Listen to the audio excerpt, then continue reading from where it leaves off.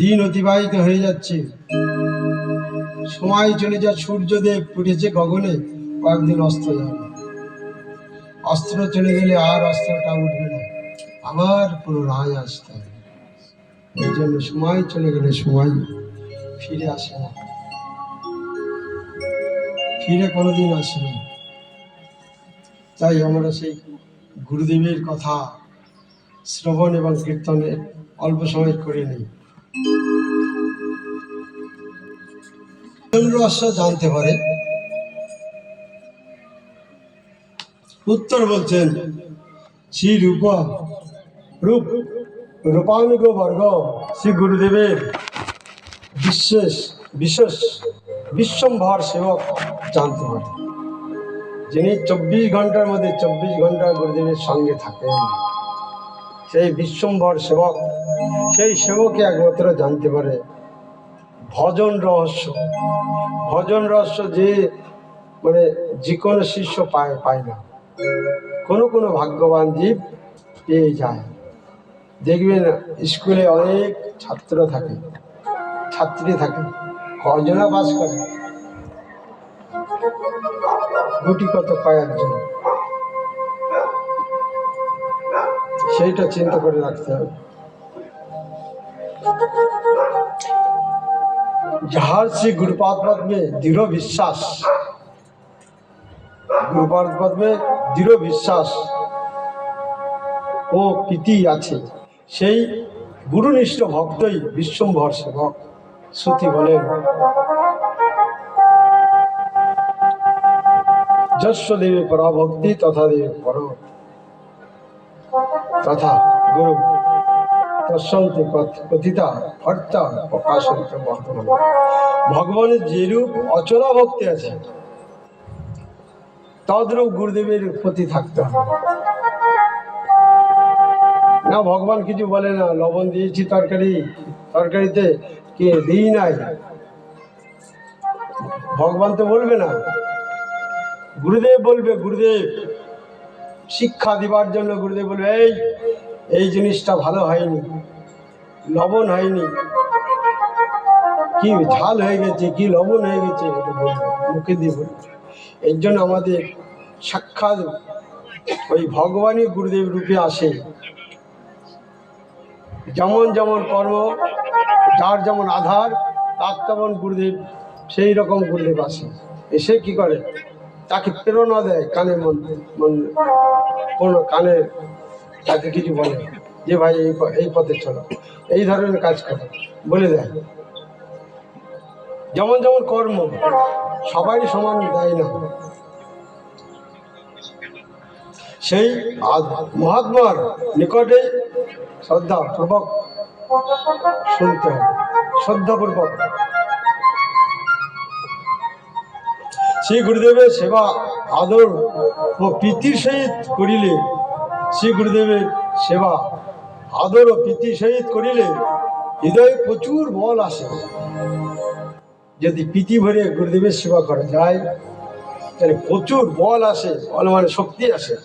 সেই শক্তিমান আগেই গুরুপাদ পদ্ম ধরতে হবে। আগে চলো, ভগবান তো দুঃখীবাদ, অনেক দূরে তাকে ভগবান আছে। আগেই গুরুদেবকে ধরতে হবে, শক্ত হবে। গুরুদেব আমাকে বাঁচান, হে গুরুদেব আমাকে বাঁচান। সেই গুরুদেবকে আমাকে ধরতে হবে এবং গুরুদেবকে সন্তুষ্ট করে রাখতে হবে। গুরুদেব বুঝতে হবে আমার গুরুদেব কি আমার প্রতি সন্তুষ্ট না ক্ষুণ্ণ আছে। ক্ষুণ্ণ মানে না দুঃখ পাচ্ছে, সেইটা সকালবেলা উঠেই চিন্তা করতে হবে যে গুরুদেব আমার প্রতি প্রসন্ন আছে তো। সেটা মাঝে মাঝে চিন্তার মধ্যে নিয়ে আসতে হবে, চিন্তা করতে হবে, গুরুদেবের সেবা করতে হবে। তাহলে এই মনুষ্য জন্ম সার্থক হবে। মনুষ্য জন্ম, এই মনুষ্য জন্ম পেয়েছে না, দুর্লভ জন্ম। পশুপক্ষী কি তাদের বলতে পারে না? হরে কৃষ্ণ বলতে পারে? পশুপক্ষী গাছপালা বলতে পারে? শব্দ শোনে ওরা, শুনতে পায় খুব কম মাত্রা, স্বল্প মাত্রায় বোঝে। কৃষ্ণ সেবা ও নাম সেবা দ্বারাই ভক্তি বল আসবে। কৃষ্ণ সেবা এবং নাম সেবা, যেই নাম সেই কৃষ্ণ, ভজন নিষ্ঠা করি নামের সহিত আছেন আপনিষ্ঠ। সেই নাম হরে কৃষ্ণ কৃষ্ণ কৃষ্ণ হরে হরে, হরে রাম রাম রাম হরে হরে। আপনারা আমি সবাই যেন আমরা বলতে পারি হরে কৃষ্ণ কৃষ্ণ কৃষ্ণ হরে হরে, হরে রাম রাম রাম হরে হরে। এইভাবে যেন আমরা পথ চলতে পারি, সেই গুরুদেবের আনুগত্যেই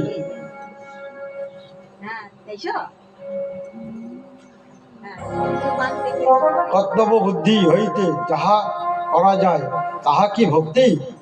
প্রশ্ন উত্তর বলছেন, কর্তব্য বুদ্ধি কৃতজ্ঞতা প্রভৃতি মনের ভিত্তি বা তাহা আত্মার ভিত্তি বা আত্মধর্ম নহে। কর্তব্য বুদ্ধি আমার নিজের ধর্ম করি, আমি খাচ্ছি দাচ্ছি, পেটটা পড়ছি আর এই দেহটার খাবার দিচ্ছি, কর্তব্য বুদ্ধি। কর্তব্য বুদ্ধির ক্রিয়া মন বুদ্ধি অহংকারের উপর, ভক্তির ক্রিয়া আত্মার ভূমিকায় যাহা নয় তাহা শুদ্ধ ভক্তি। প্রীতির সহিত যাহা করা যায় তাহাই হচ্ছে ভক্তি। প্রীতি মানে ভালোবাসা, প্রীতি ভরে যেটা করা যায় সেটা হচ্ছে আত্মার খোরাক, দেহের খোরাক। ডাল ভাত তরি তরকারি দেহের খাবার, আত্মার খাবার হচ্ছে হরিনাম। সেই দেহের খাবার দিচ্ছি তো বটেই, তা আত্মার খাবার দিতে হবে প্রতিদিন। আত্মার খাবার যেমন ডাল ভাত তরি তরকারি দিচ্ছি খাবার, তদ্রূপ দিতে হবে আত্মারও খাবার দিতে হবে। সেই আত্মার খাবার হরিনাম, হরিসেবা। হরিনাম নিজেও করতে হবে, পাঁচজনে শিখাতে হবে, শিখিয়ে তাহলেই আমার জীবন সার্থক হবে, অথবা সার্থক আমার আসবে। জগতে যতক্ষণ থাকিব কেবল নিজের ইন্দ্রিয় তর্পণই করব, এইরূপ ইতর অভিলাষ ও অন্য বিলাস। ইতর অভিলাষ কি অন্য বিলাস মানে জগতে যতক্ষণ থাকবো, এই জগতে যতক্ষণ থাকবো, এই জগৎটা কলিহত জীব, আমরা কলির জীব, যতক্ষণ থাকবো কেবল ইন্দ্রিয় তর্পণই করে দেবো হবে। ইন্দ্র মানে চক্ষু করোনা নাসিকা জীবাত্মা বাক পানি পাতে পাই উপস্থিত। এই ইন্দ্রগুলো আমি যদি খারাপ জায়গায় লাগাই, আর ওই ইন্দ্রগুলো যদি আমি ভালো জায়গায় লাগাই, তাহলে মঙ্গল একদিকে অমঙ্গল, একদিকে মঙ্গল। আমি কি করবো? আমি মঙ্গলের দিকেই লাগাবো বেশি। আমাদের সবসময় চিন্তা থাকবে বিষ্ণু সেবা, যেখানে আমার আরাধ্য দেবতা, যে আমার ইঞ্জিনটা চালাচ্ছে, প্রত্যেকটা জীব, এই যে গাছ পাহাড় পর্বত যা যা দেখছেন সব তো ভগবানের জীব, আর ভগবান থেকে এসেছে, আর ভগবানের কাছেই ফিরে যাবো। আবার ভয় কিসের? আমি তো ভগবানের সন্তান, আমাদের মায়ার সঙ্গে মানে সন্তান নয়। তেনাদের বিষয় চলো, তরুরও বিষয় শুনো। তেনা মানে ঘাস, ঘাসের মতন আমি নরম হয়ে, তৃণ মানে ঘাস, ঘাসের মতন পা দিয়ে হেঁটে যাচ্ছে, তথাপি ঘাস কোনো কিছু বলছে, কিছুই বলছে না। কত কষ্ট করে রয়েছে, তথাপি চেপে বসে আছি, বনের উপরে খুব নরম, তুলোর মতন ঘাস, কিছু বলছে। তৃণ মানে ঘাসের মতন আমি, আমাদের কি করতে হবে? নরম হয়ে থাকবে। তরু মানে গাছ, গাছের মতন সহ্য ক্ষমতা আমাদের থাকবে, সহ্য ক্ষমতা। হট করে কিছু করে দিলাম, হট করে রেখে গেলাম, এই করলাম সে করলাম। সবসময় আমাদের লক্ষ্য রাখতে হবে যে আমি ঠিকভাবে চলছি তো। আসুন বাবা, আসুন, হরি বল। জীবের মঙ্গল কখন হয়? বাস্তব সত্য তখনই আমাদের অর্দল হয়, যখনই আমরা শ্রী গুরুপাদ আশ্রয় করি, মঙ্গল হয়। গুরু হয়ে কৃষ্ণ সেবাকে জীবন করি, মানে গুরুর হয়ে কৃষ্ণ সেবাকে জীবন করে নিতে হবে। ওইটাই আমার পাথেয়, ওইটাই আমার কর্তব্য। হে কৃষ্ণ, আমি আপনার নিকট থেকে আমার নিজের কোনো সুখ চাই না।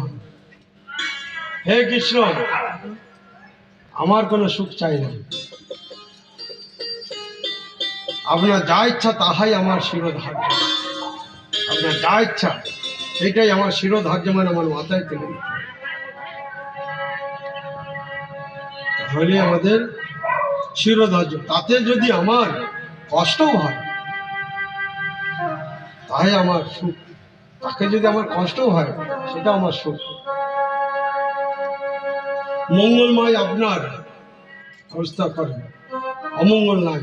মঙ্গলময় তো ভগবান, যা ব্যবস্থা করবে তাহাই আমার শিরোধার্য করে মাথায় তুলে নিতে হবে। আর যদি এত বিপদ আসছে, সব যদি বলে ভগবানকে দোষ দিয়ে দিই, কেন আমি কত কত জন্ম আমি খুঁটিনাটি করে এসেছি, অপরাধ করে এসেছি, অন্যায় অবিচার করে এসেছি, সেগুলো ফলগুলো কোথায় যাবে? যে যা কর্ম করবে তার তেমন তার ফল, সেইভাবে আমাকে আবার আমাকে কর্ম করাবে ভগবান। কেন একদিন কাটবে। আর এইগুলো কাটানোর জন্য একটা উপায়, সদ্গুরু আশ্রয় করে ভগবানের বিষ্ণু সেবা করলে আস্তে আস্তে গুরুদেবের আনুগত্যে যদি চলা যায়, তাহলে এক জন্মে আমাদের ওই খুঁটিনাটি সব কিছু, এক জন্মে সদ্গুরু আশ্রয় করে।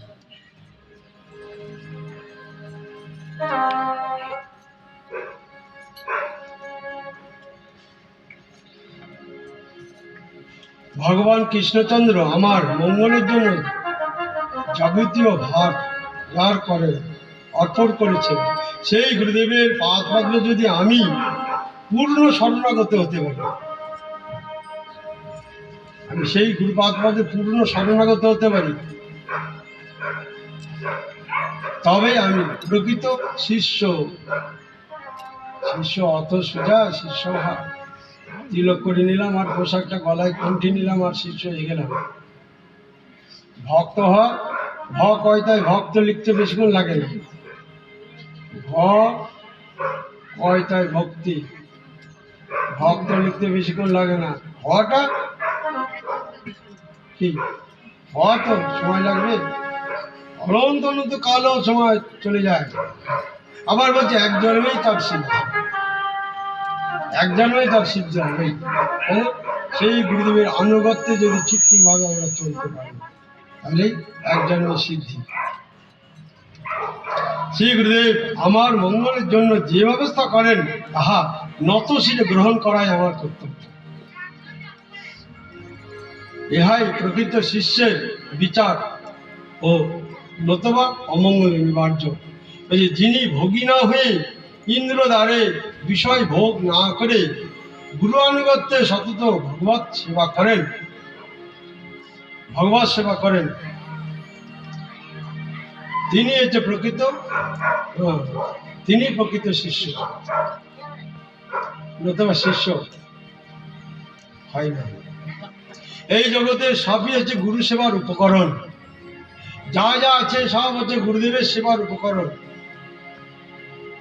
যেখানে হাত দেবেন, যাকেই হাত দেবেন, সেটা হচ্ছে গুরুদেবের সেবার বস্তু।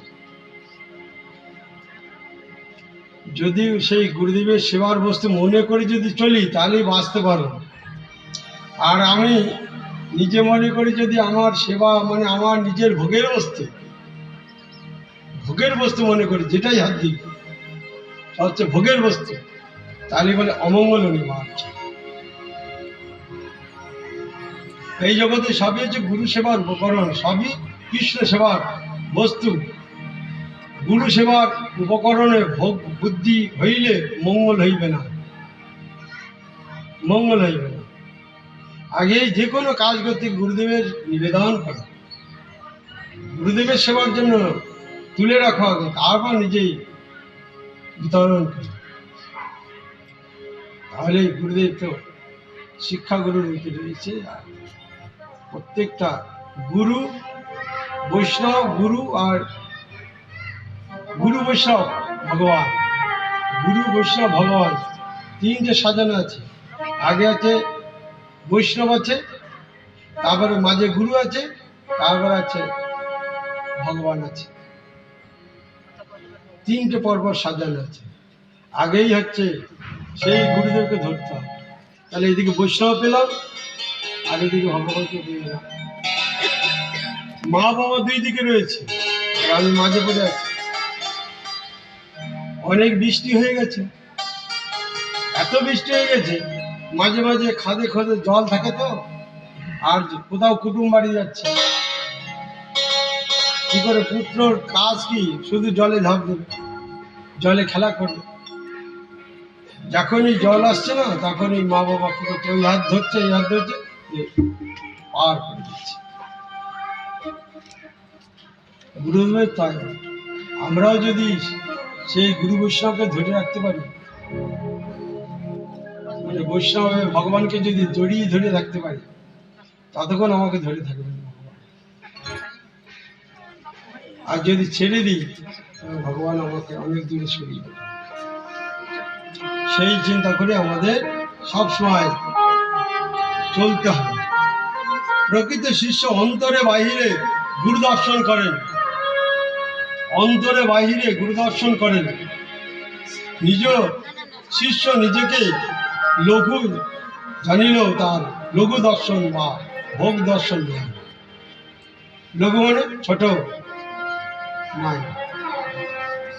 গুরু ছাড়া এই জগতে আমার আপন বলতে আর কেউ নাই।